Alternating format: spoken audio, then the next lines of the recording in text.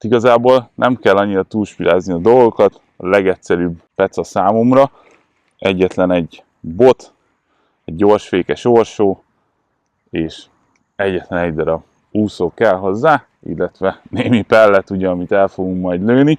Nagyon fontos ennél a pecánál, hogy gyorsfékes orsónk legyen, mivel nagyon vehemensek a kapások. Jelenleg egy 390-es bot van a kezemben, amire azért van szükség, mert nagyon-nagyon mély vízbe horgászunk, nagyon erősek a halak, és talán ez a hossz picit jobban kompenzálja a nagy halaknak a kirohanásait.